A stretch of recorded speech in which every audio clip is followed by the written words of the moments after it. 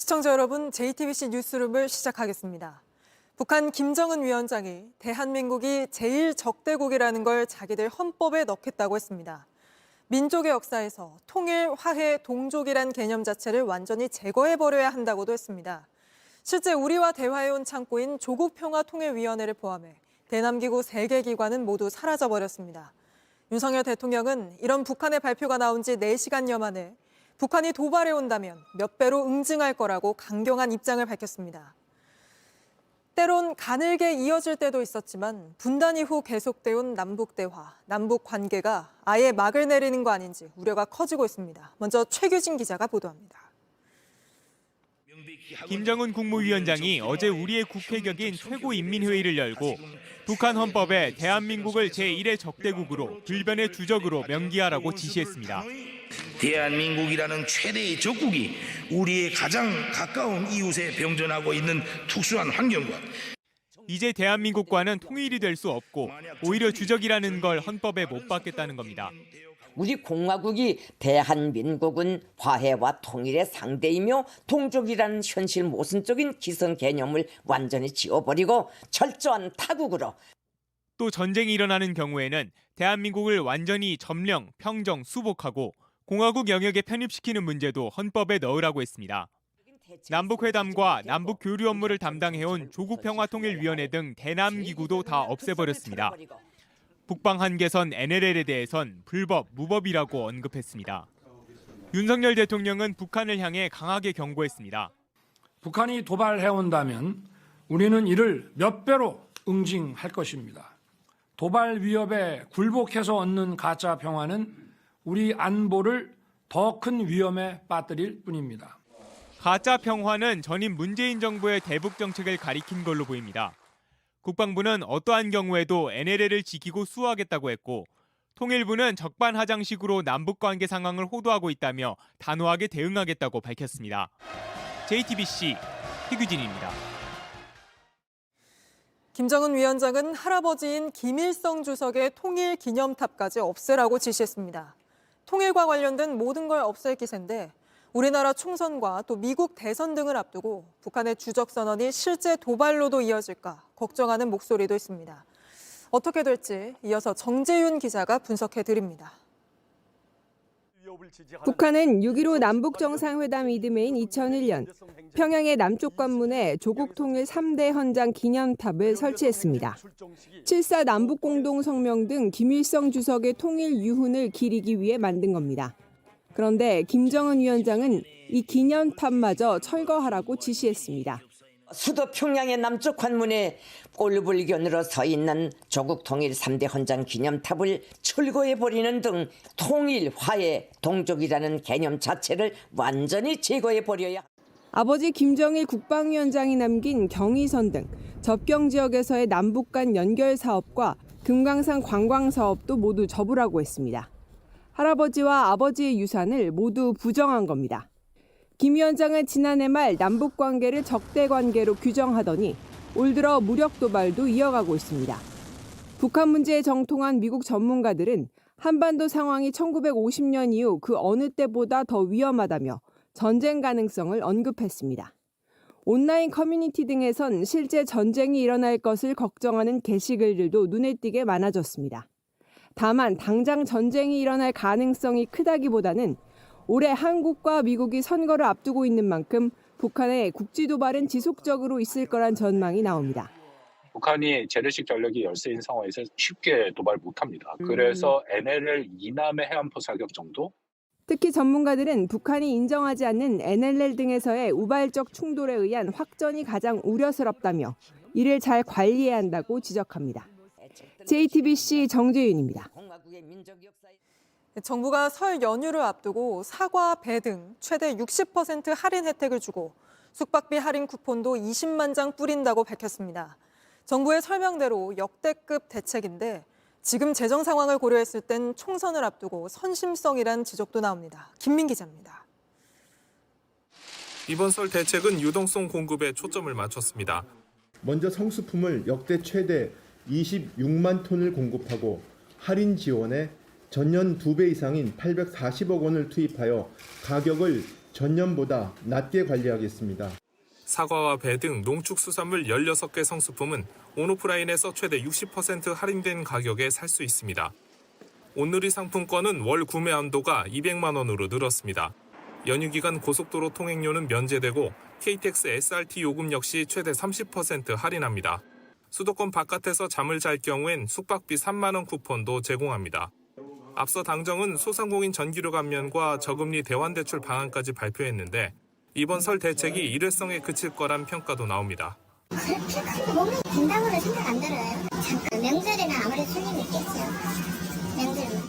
전 상인한테 혜택이 돌아갈 수 있도록 이렇게 만들어줘야지. 일부분 품목만 해주니까 우리 집 같은 경우는 뭐 가마도 불보듯이 쳐다보고 있는 거 아니에요. 나라 살림 적자폭이 커지는 상황에서 재정을 우려하는 목소리도 나옵니다. 한편에서는 이제 감세와 재정 축소 정책을 쓰면서 이렇게 또 재정을 확대해가지고 지원하겠다고 하고 있어서 이러한 정책이 계속 될 수 있을지가 문제인 것 같습니다. 일각에선 총선을 앞둔 선심성 대책이란 평가도 나오는 가운데 정부는 따뜻한 명절이 되도록 물가를 안정시키고 서민 부담을 줄이는 데 중점을 뒀다고 설명했습니다. JTBC 김민희입니다.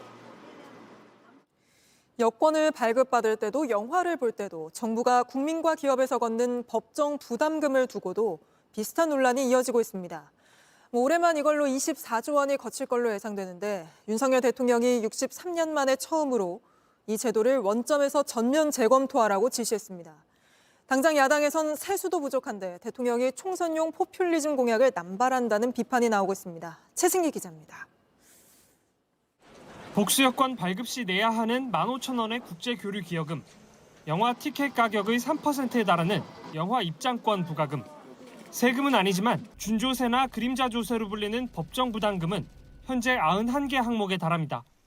윤 대통령이 이 부담금 제도를 전수조사해서 원점 재검토하라고 지시했습니다. 사회적 비용을 유발하는 행위에 대해 예외적으로 부과하는 것이 부담금이지 재원 조달이 용이하다는 이유로 부담금을 남발해서는 안 됩니다. 올해 예상되는 부담금 징수액은 24조 6천억 원. 사실상 정부 부처 등의 재정 충당을 위한 조세로 활용되던 이 부담금이 줄어들 수도 있게 된 겁니다. 경기 둔화에 세수가 줄면서 지난해 나라 살림이 65조 원가량 적자가 난 상황에서 올해도 재정 수입 감소가 불가피한데 또 대책 없이 깎아주냐는 지적이 나옵니다. 야당은 총선을 앞두고 윤 대통령이 포퓰리즘 공약을 남발하고 있다고 비판했습니다. 총선에서 표를 얻겠다는 심산으로 제대로 숙고하지도 않은 즉흥적 정책 발표를 이어가는 대통령의 무책임한 모습이 윤 대통령은 또 50인 미만 사업장까지 적용되는 중대재해처벌법 적용을 유예하는 법안 처리도 국회에 다시 요청했습니다.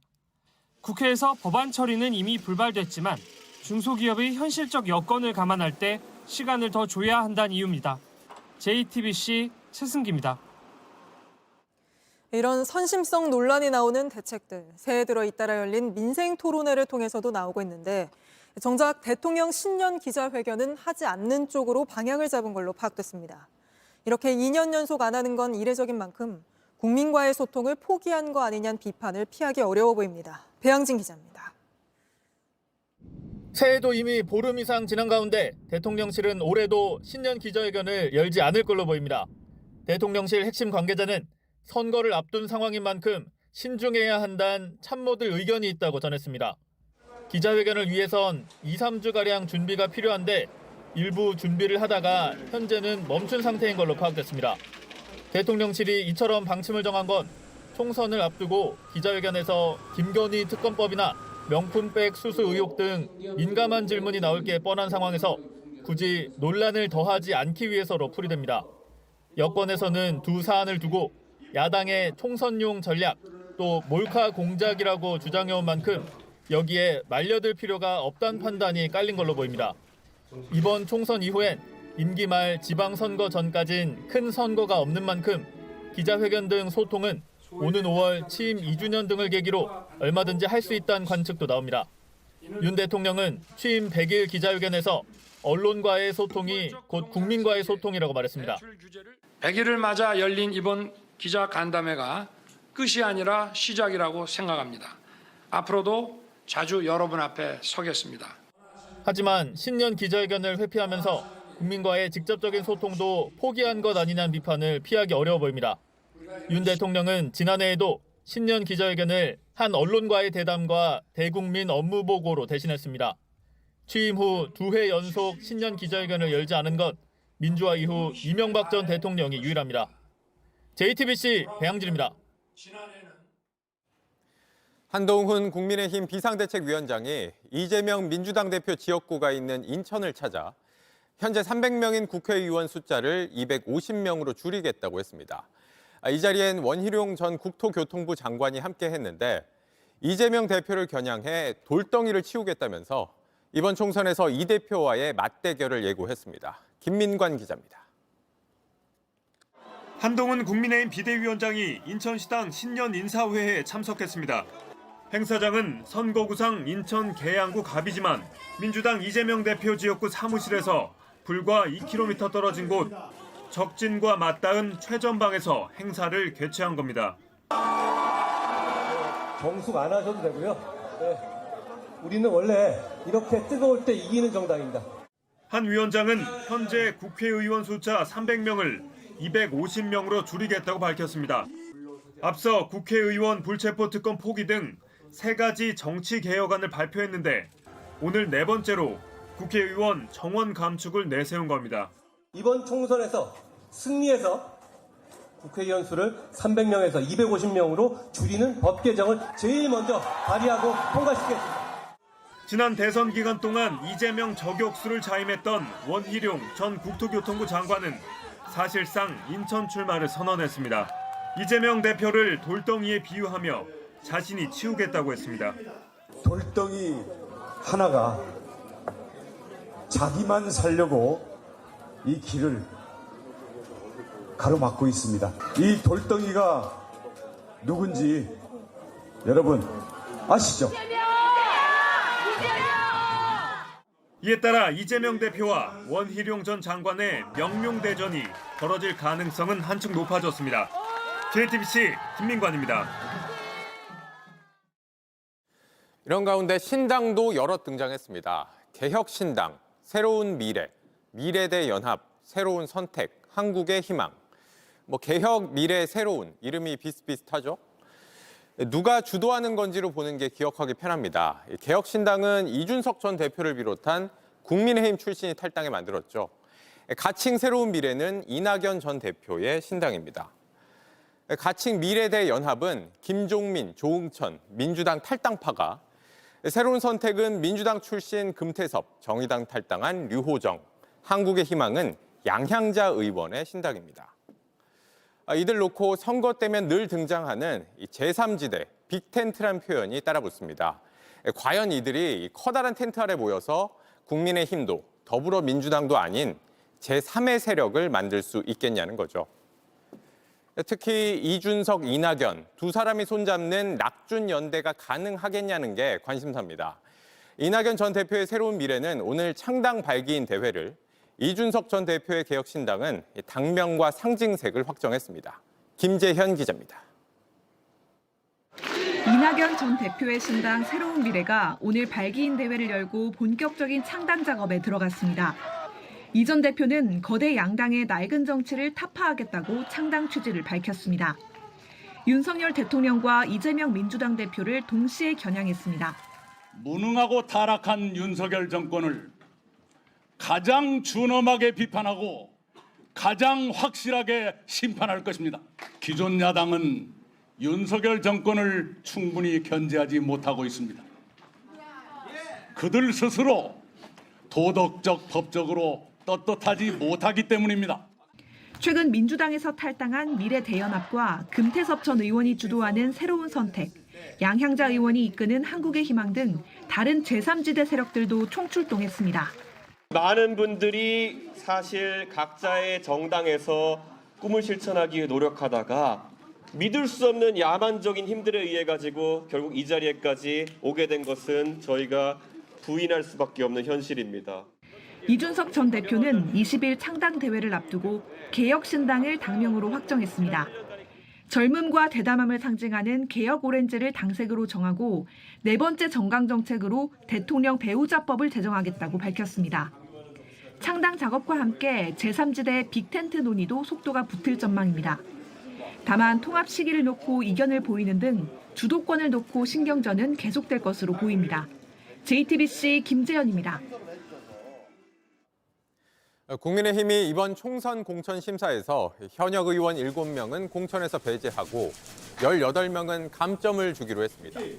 특히 같은 지역에서 3선 이상을 지낸 다선 의원의 경우 경선 득표율에서 15%를 깎는 불이익을 준다는 방침입니다. 네, 민주당에선 내일 이재명 대표의 당무 복귀를 앞두고 성희롱 논란으로 시끄러웠던 현근택 민주연구원 부원장이 총선 불출마를 선언했습니다.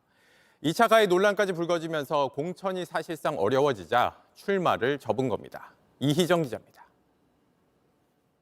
경기 성남시 중원구 출마를 준비해온 친명계 현근택 부원장.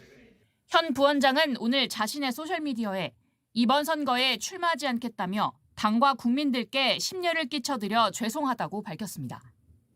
이명백 당 공천관리위원장이 일련의 문제에 대해 단호하고 엄격히 대처할 것이라 발표한 지 3시간 만에 불출마를 발표한 겁니다. 지난 9일 이재명 대표가 당 윤리감찰단에 성희롱 의혹 조사를 지시한 지 일주일 만입니다. 현 부원장은 지난달 민주당 소속 지역 정치인의 수행비서인 A씨에게 성희롱 발언을 했다는 의혹이 일었습니다. 이어 지난 14일 또다시 2차 가해 논란에 휘말렸습니다.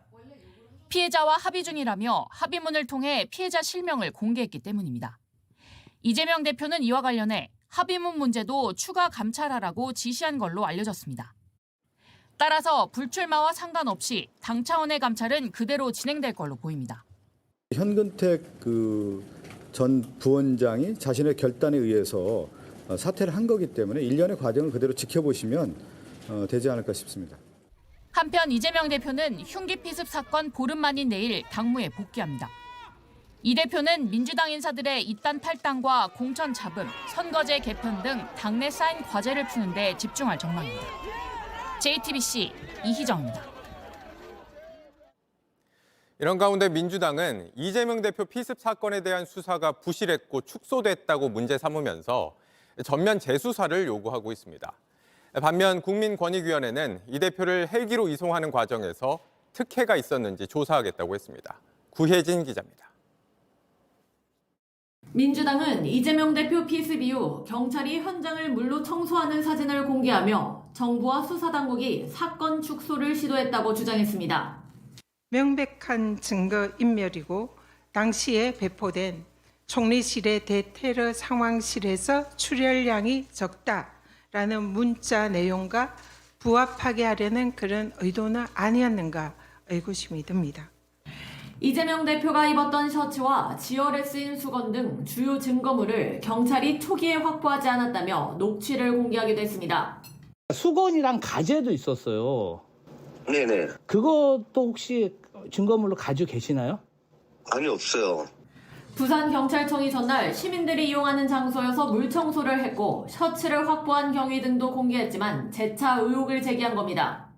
오후엔 국회 본청 앞에서 대규모 규탄 대회를 열고 재수사를 촉구했습니다.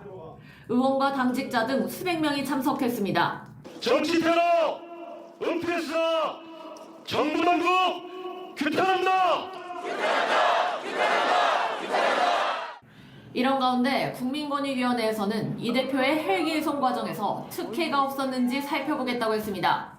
부정청탁과 특혜 제공 여부를 조사해달라는 여러 건의 신고가 국민권익위원회에 접수되었습니다. 권익위는 부산대병원과 소방청, 서울대병원 등을 대상으로 조사를 벌일 방침입니다. JTBC 구혜진입니다. 조태용 국정원장이 오늘 임명장을 받았지만 외국 회사들로부터 고액의 임대 수익을 받았다는 논란은 아직 명확히 해명되지 않았다는 지적이 나옵니다. 조 원장은 공직에서 물러난 뒤에 소득이 필요해서 집을 임대해 준 것이라 해명해 왔는데 저희가 취재해보니 조 원장이 호주 뉴질랜드 은행에 임대를 해준 시기는 청와대에서 현직으로 일할 때였습니다. 윤세민아 기자가 취재했습니다. 인사청문회 당시 조태용 국정원장이 외국 기업에서 고액의 임대료를 잇따라 받은 사실이 드러나자 외교부 차관과 호주 대사 등을 지낸 조 원장이 외국 기업들의 로비를 받은 게 아니냐는 의혹이 일었습니다. 외교부나 또는 소위 외교 통상 이런 쪽에 많이 계신 분들하고 이 외국계 기업들이 특별하게 이런 걸 하는 거에 대해서 또 다른 이 부당한 거래나 뇌물이라는 생각은 안 해보셨습니까? 조 원장은 퇴직 후 경제적 필요에 따라 내린 결정이라고 했습니다. 갑자기 대통령 탄핵 때문에 갑작스러운 퇴직을 하고 나서 저희가 소득이 필요하기 때문에 임대를 줬고. 그런데 취재 결과 조 원장이 2016년 5월 호주 뉴질랜드 은행 서울지점과 임대 계약을 맺은 건 청와대 국가안보실 1차장으로 재직하던 시기였습니다. 당초 계약은 2년이었지만 은행 관계자가 1년 만에 한국을 떠나면서 이듬해 6월 임대가 끝났습니다. 안보실 1차장 재직 시기와 거의 일치합니다. 석 달 뒤엔 엑손모빌 측이 새 임차인으로 들어왔습니다. 조 원장은 2017년 공직자 재산 공개에 배우자 명의 채무가 2억 원가량 줄었다고 신고했는데 그 사유로 주택 임대 수익을 들기도 했습니다. 조 원장 측은 2016년 배우자가 직장을 그만둬 가정 경제에 부담이 커져 임대한 것이라며 두 계약 모두 공인중개사를 통해 소개받은 것이라고 했습니다. JTBC 윤세민입니다. 5.18 민주화 운동을 왜곡하는 내용의 신문을 배포해 논란이 됐던 허식 인천시 의회 의장이 또다시 5.18 북한 개입설을 주장하는 글을 단체 대화방에 공유했습니다. 인천시 의회는 다음 주 허 의장에 대한 불신임 여부를 논의할 예정입니다. 윤정주 기자입니다. 지난 2일 허식 인천시의회 의장은 의원들에게 인쇄물 100부를 돌렸습니다. 첫 페이지 제목 5.18은 DJ 세력과 북한이 주도한 내란입니다. 이런 주장 이미 법원과 학계, 국민의힘도 가짜뉴스로 판단했습니다. 논란이 되자 허 의장은 궁금해하는 의원들이 있어서 돌렸을 뿐이라고 했습니다. 저 지역에 대한 업무만을 다루지. 광주 시민들 북한군이라고 생각하시는 거예요, 의장님? 아예 그런 거는 전혀 개념이 없어요. 내용에 대해선 모르겠다던 허 의장은 어제 오전 11시 14분 단체 채팅방에 기사 링크와 사진을 올렸습니다. 이 기사 제목 한동훈 비대위원장이 북한이 개입한 5.18을 모른다. 국민의힘 분열만 불렀다고 썼습니다. 본문엔 5.18은 북한 공작원이 광주에 침투한 대남 공작이라고 썼습니다. 먼저 계세요 하고 벌써 파일을 다 주셨어요. 지시사항이니까 그냥 일단 올리고. 논란이 된 지 일주일 만에 비슷한 내용 기사를 또 배포한 겁니다. 관련된 기사를 또 올렸다는 거, 공유했다는 것, 이것은 거기에 공조했다는 거, 동조를 했다는 거예요. 입장을 물으러 허 의장을 찾아가 봤습니다. 자리에 없습니다. 아니, 후원 언제부터 되셨어요? 금요일까지 나오셨어요. 오늘 인천을 찾은 국민의힘 한동훈 비대위원장은 또 허 의장을 비판해야 했습니다. 그 공인된 평가에서 너무 심하게 벗어나는 주장을 하는 분들, 그런 주장하는 분들이 저희는 공당의 주류에 있어서는 안 된다고 생각하는 거예요. 인천시의회는 오늘 23일 본회의에서 허 의장 불신임을 논의할 계획입니다. JTBC 윤정주입니다. 검찰 수사심의위원회가 이태원 참사 책임을 물어 김광호 서울경찰청장을 재판에 넘기라고 권고했습니다. 사실상 재판에 넘기지 않겠다는 판단을 내리고 수사심의위를 소집했던 검찰로선 부담을 줄이려다가 부담을 키운 모양새입니다.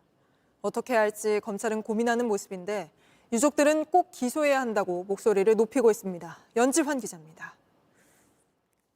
김광호 서울경찰청장은 이태원 참사 당일 사람들이 많이 몰릴 걸 예상하고도 대책을 제대로 세우지 않은 혐의로 수사를 받아왔습니다. 검찰은 1년여를 수사하고도 기소 여부를 결론 내지 못했고 결국 수사심의위원회로 공을 넘겼습니다.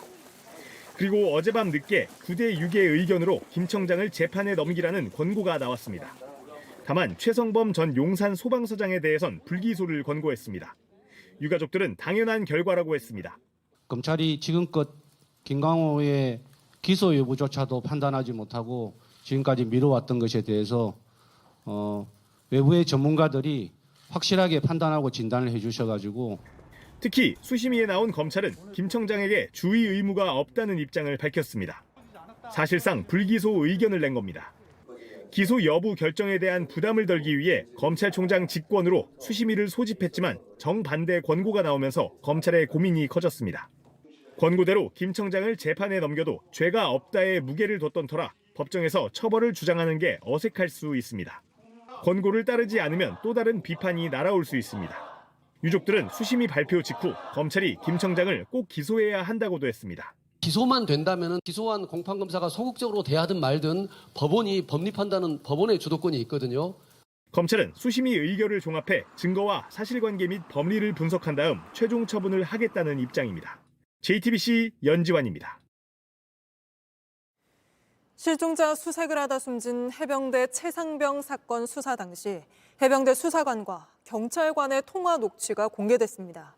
해병대 수사관이 왜 사건을 공식적으로 받아간 게 아니라고 발표했는지 경찰에게 되묻는 내용, 또 경찰관이 흐느끼는 목소리가 담겨 있는데 녹취를 공개한 군인권센터는 수사 외압 의혹에 경찰 지휘부도 개입했다는 걸 보여주는 정황이라고 주장했습니다. 최지우 기자입니다. 지난해 8월 2일 오전 해병대 수사단은 경북경찰청에 최상병 사건 수사 기록을 넘겼습니다. 그런데 같은 날 저녁 7시 20분쯤 국방부 검찰단이 이 기록을 되가져갔습니다. 1시간쯤 뒤 이 사건을 수사한 해병대 수사관이 경북경찰청의 한 팀장에게 전화를 걸었습니다. 인계 받은 게 아니고 어떤 자료를 제공받은 정도로만 이런 식으로 저희들도 이제 지휘부에 이제 검토 중이라서 제가 일단은 해병대 수사단이 정식으로 넘긴 기록을 국방부 검찰단이 멋대로 회수해 갔는데 왜 경찰은 그걸 문제가 없는 것처럼 말하냐고 항의하는 겁니다. 군인권센터는 이 대화가 경찰 지휘부의 개입 정황을 보여준다고 주장했습니다. 정당하게 이첩 절차를 밟은 기록을 통째로 국방부 검찰단에 넘겨주고 그 행위를 정당화할 명분을 찾고 있었던 군 검찰은 다음 날 박정훈 해병대 수사단장을 집단 항명 수괴죄로 입건하고 해병대 수사단을 압수수색했습니다. 두 사람은 압수수색 도중에 다시 한번 통화합니다. 해병대 수사관은 사실규명을 위해 책임자를 찾고 진실을 밝히는 것이 뭐가 잘못됐냐고 호소하고 경북경찰청 팀장은 모든 것은 밝혀져야 한다고 답합니다. 그리고 대화를 이어갑니다. 저희 무관 해병 대원이 한 명 죽었습니다. 알고 있습니다. 부모님 앞에서 저희가 맹세를 했습니다. 군인권센터는 이 대화가 수사 외압과 윗선 개입의 정황이라면서 국정조사를 요구했습니다. JTBC 최지우입니다. 조금 전 끝난 미국 공화당의 첫 대선 경선, 아이오와 코커스는 예상대로 트럼프 전 대통령의 압승이었습니다. 앞으로 공화당 대선 경선이 어떻게 흘러갈지 아이오와 현지로 가보겠습니다. 자, 김필규 특파원, 이변은 없었군요. 예, 트럼프 51%, 디센티스 플로리다 주지사 21.2%, 니키 헤일리 전 유엔 대사가 19.1% 득표로 최종 집계됐습니다. 저녁 7시 투표를 시작한 뒤 불과 30여 분 만에 AP통신이 트럼프의 승리를 선언했고요. 또 관심을 모았던 과반 투표에도 성공했습니다. 이날 축하 파티에 모인 트럼프 지지자들의 이야기 직접 들어봤습니다. 34 minutes, it's a record. It's like a Mike Tyson fight. It shows that there is no primary. The Republican Party knows who their representative is, and the rest of this is a formality and a waste of money. 네, 헤일리 후보가 여론조사에서 2위였는데 실전에서는 밀렸네요.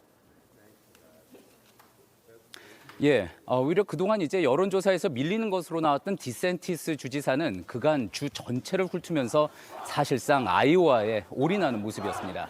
이번에 2위를 차지하면서 당분간 조기 사퇴 이야기는 쏙 들어가게 됐습니다. 헤일리는 좀 아쉽게 됐지만 자신에게 유리한 다음 경선부터 지켜보자고 별렀습니다. 직접 들어보시죠.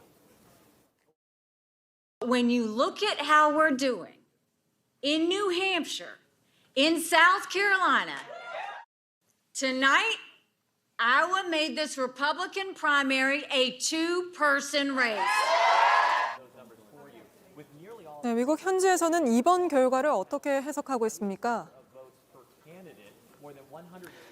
예, 코커스 직후 4위인 라마스와미 후보가 사퇴하면서 트럼프 지지를 선언했습니다.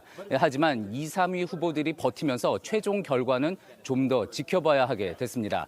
오늘 JTBC는 또 다른 후보죠. 에이사 허친슨 전 아칸소 주지사를 만났는데 비슷한 전망을 내놨습니다. 들어보시죠. But it's important to remember that this is a long campaign that's going to go into the spring, and we're going to go to multiple states, and I think that the dynamics are going to change as you go into the spring.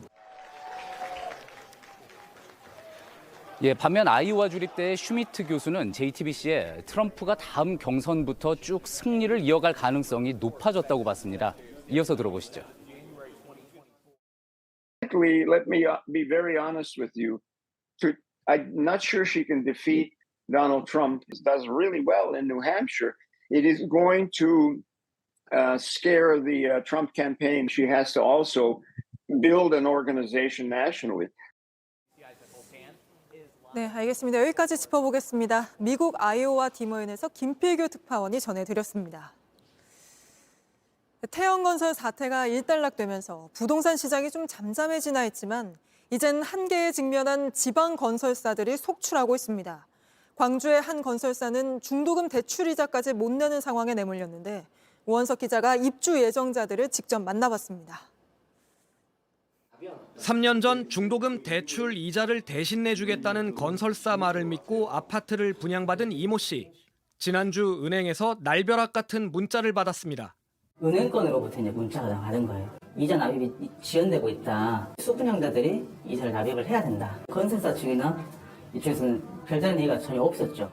이자를 내기로 했던 건설사가 제때 이자를 지급하지 않자 화살이 입주 예정자들에게 돌아온 겁니다. 건설사가 내던 중도금 대출 이자는 한 달 약 70만 원 수준. 잔금을 치를 때까지 고스란히 입주 예정자들이 떠안아야 할 처지가 된 겁니다. 그나마 준공이라도 예정대로 된다면 다행이지만 현재로선 불투명합니다. 광주광역시의 한 신축 아파트 공사 현장입니다. 예정대로라면 올해 11월에는 입주가 시작돼야 합니다. 그런데 아직까지도 지하주차장 공사도 채 끝나지 않았습니다. 지난해 7월부터 반년이 넘도록 공사가 거의 이루어지지 않은 겁니다. 8월 24%인데 9월부터 10월, 11월, 12월까지는 25%로 계속 그대로예요. 다른 현장도 공사가 전혀 안 되는데 우리 현장도 공사가 될 거라는 생각 전혀 안 하거든요. 이미 지난해부터 건설사 내부 유동성에 빨간불이 켜진 걸로 보이는데 건설사 측은 입주 예정자들에게 사태 해결을 위해 최선을 다하겠다는 입장만 전했습니다. 치솟는 공사비와 자금난을 견디지 못해 준공이 늦어지거나 대금 지급을 못하는 지역 아파트 단지들이 늘면서 건설사와 입주 예정자 간 갈등은 더 빈번해지고 있습니다. JTBC 오원석입니다. 정부는 지방 부동산을 살리기 위해 연초부터 세금을 비롯한 각종 정책들을 쏟아냈습니다. 하지만 지난해부터 누적된 유동성 위기로 지역 1위 건설사도 버티지 못하는 상황에서 역부족이란 평가도 많습니다. 이어서 공다솜 기자입니다. 울산 지역 1위 건설회사입니다. 전국 순위는 100위권 바뀌지만 지난해 시공 능력은 1,000억 원이 넘는 걸로 평가받습니다. 지난해 말부터 자금난이 심해지며 올 초 결국 법정 관리 신청했습니다. 현재는 회생 절차 개시를 앞두고 있습니다. 고금리가 장기화하며 날로 나빠지는 자금난을 견디지 못한 겁니다. 지난해 부도난 전국 건설사는 총 21곳으로 1년 전보다 50% 증가했습니다. 절반 이상이 지방 건설사인데 지난해 말엔 급증했고 올 들어서도 벌써 2곳이 부도났습니다. 정부는 지방 부동산을 살리기 위해 연초부터 세컨드홈을 포함한 대책을 쏟아냈습니다.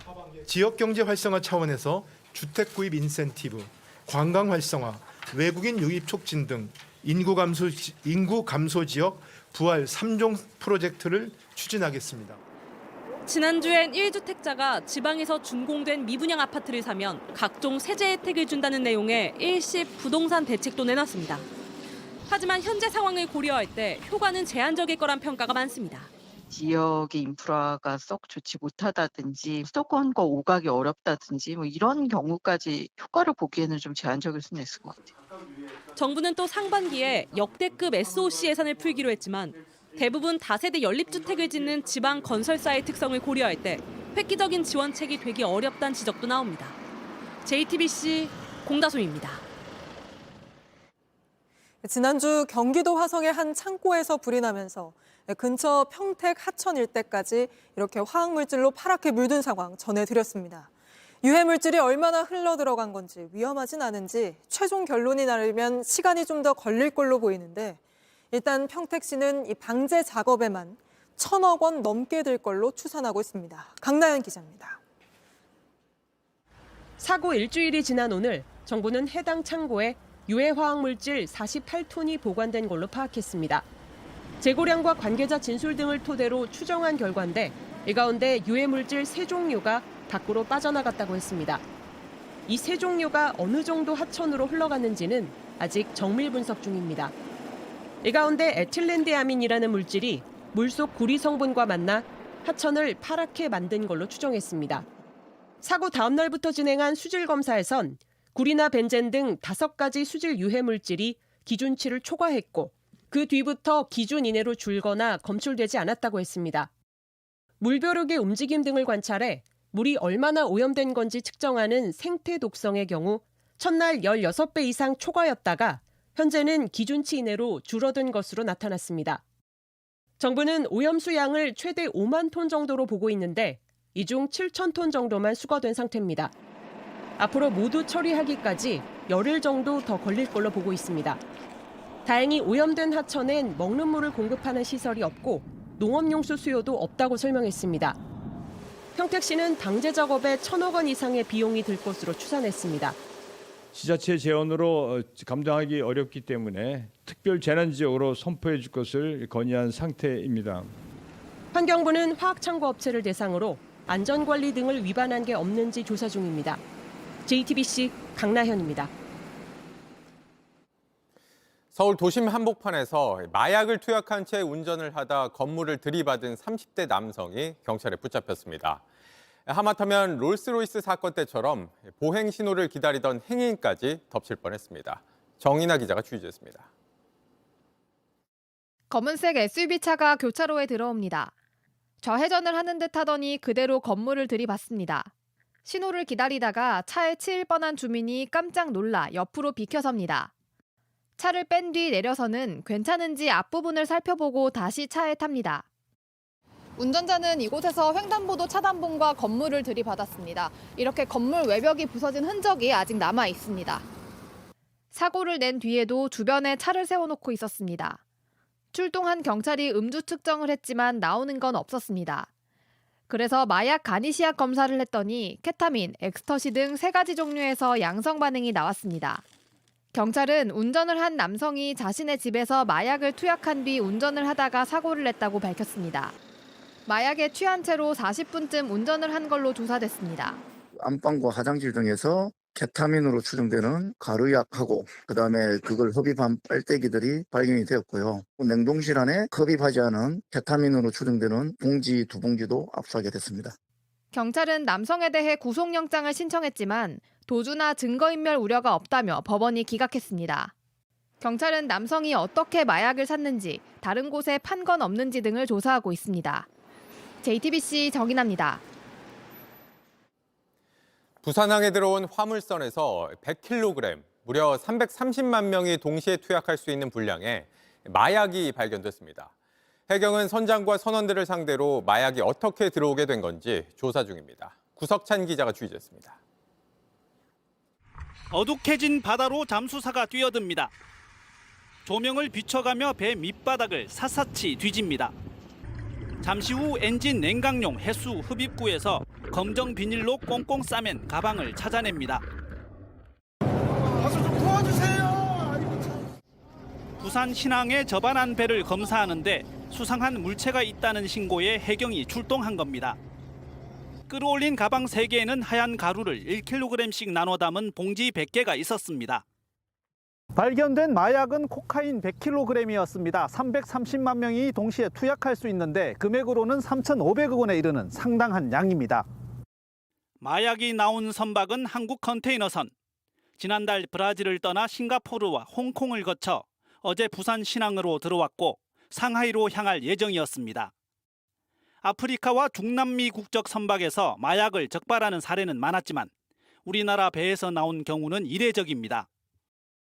저희도 좀 드문 케이스죠. 일단은 선박 운항 스케줄을 또 저희들이 체크해보고 있고 또 선원들이랑 여러 가지 중복 체크를 저희들도 하고 있는 상황입니다. 중국 시장을 노린 중남미 범죄 조직의 소행인지 국내 반입을 시도하려 한 승선원 소행인지 살피겠다는 겁니다.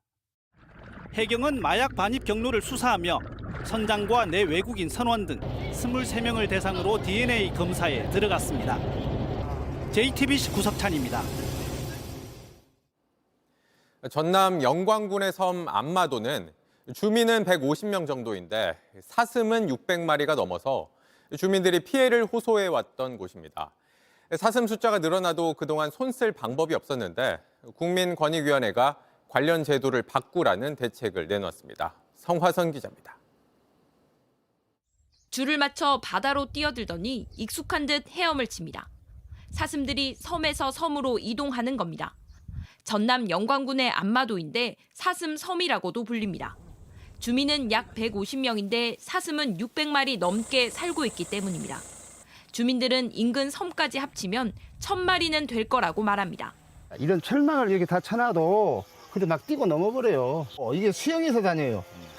저기 성만대에서 여기까지 헤어오고 30여 년 전 축산업자 등이 녹용을 팔려고 사슴 10마리를 들여왔는데 이후 방치했던 게 발단이 됐습니다. 농작물이 돼 있잖아요. 근데 그거를 다 파헤치고 묘도 막 다 파헤치고 그러니까 산도 다 갈고 막 그러니까 이게 피해가 좀 크죠. 참다 못한 주민들이 진정을 냈고 국가권익위원회가 대책을 발표했습니다. 사슴은 가축이라 포획이 어려웠는데 권익위가 축산업자를 찾아 소유권 포기를 받아냈습니다. 지자체는 전염병 검사 이후 살처분 등 후속 조치를 하기로 했습니다. 환경부는 이곳에 사는 사슴을 법정관리 대상 동물로 지정할지 검토할 계획입니다. 유해 야생동물 등으로 지정되면 포획 등이 가능해집니다. 다만 실태 조사를 먼저 해야 하기 때문에 1년 넘게 걸릴 수 있습니다. 또 이런 일이 재발하지 않도록 처벌 규정을 마련하기로 했습니다. 초기에 소유자를 찾아서 직접 책임지고 처분하도록 강제하며 이를 이행하지 않을 때에는 처벌하는 규정을 신설하기로 하였습니다. 동물 유기로 인한 피해는 결국 사람에게 또 동물에게 고스란히 돌아오기 때문입니다. JTBC 성화선입니다. 미국은 일부 지역의 체감 온도가 영하 56도까지 떨어질 거란 예보가 나오는 등 강추위가 기승을 부리고 있습니다. 혹독한 한파에 가족에게 전화를 걸어서 안전한지 확인해달라는 당부가 나올 정도입니다. 이선화 기자입니다. 강한 바람에 고속도로 위로 눈이 쓸려다닙니다. 백악관와 푸른 잔디밭은 새하얗게 변했고 활주로와 경기장은 눈폭탄에 파묻혔습니다. 캐나다 대초원에서 내려온 북극 고기압이 한파를 몰고 와 미국 서북부와 중동부를 덮쳤습니다. We're trying to figure out how much damage our house got and just get things, the pipes winterized and whatnot. 몬태나주 등 일부 지역은 체감 기온이 영하 56도까지 떨어질 것으로 보이고 아칸소주는 역대 최저기온과 강설량 기록을 경신하면서 비상사태를 선포하기도 했습니다. 혹독한 추위에 저체온증과 눈사태 등으로 현재까지 9명이 숨진 것으로 집계됐습니다. 미국의 약 80%에 달하는 지역의 기온이 영하로 내려갔고 전체 인구 3분의 1에 한파 경보와 주의보가 내려졌습니다. 육로와 항로는 끊겼고 마트의 온열 상품은 동난 지 오래입니다. Shelves are empty.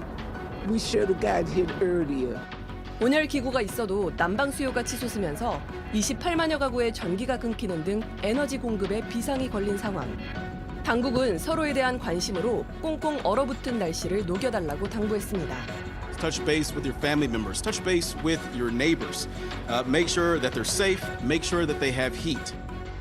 JTBC 이선아입니다.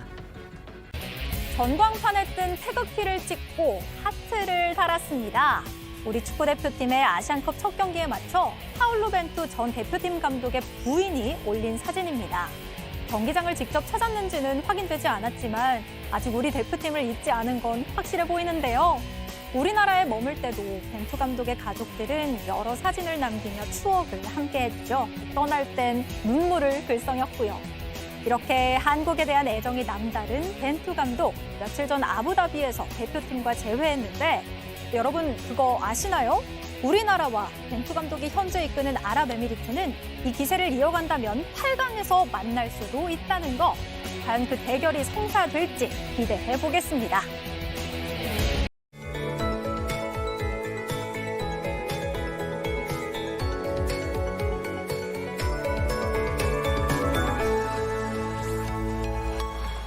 내일은 외출하실 때 우산 꼭 챙기셔야겠습니다.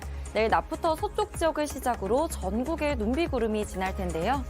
전국 대부분 지역에 5mm 미만의 비가 내리겠고요. 충남과 전북은 5에서 10mm의 비가 가끔 내리겠습니다. 서울을 포함한 일부 중부지방은 눈도 뒤섞여 내리겠습니다. 수도권에 1cm 미만, 강원 내륙과 산지에 1에서 3cm로 큰 눈은 아니지만 비나 눈이 내리는 지역은 도로에 빙판길이나 살얼음이 만들어지기 쉽겠습니다. 서행 운전하시면서 미끄럼 사고에 유의하셔야겠습니다. 내일 동해안은 강한 너울성 파도가 밀려들겠고요. 건조특보가 내려져 대기도 건조한 가운데 바람까지 강하게 불겠습니다. 내일은 큰 추위 걱정 없겠습니다. 내일 아침 서울 영하 2도, 대전 영하 3도, 광주 창원 1도로 오늘보다 높겠고요. 낮 기온도 서울 대전 4도, 광주 9도, 부산은 13도까지 오르겠습니다. 비나 눈은 모레 대부분 그치겠지만 남부지방은 금요일까지 이어지겠고요. 강원 영동은 주말까지 길게 이어지며 많은 눈이 예상됩니다. 날씨였습니다. 뉴스룸 저희가 준비한 소식은 여기까지입니다. 시청해주신 여러분 고맙습니다.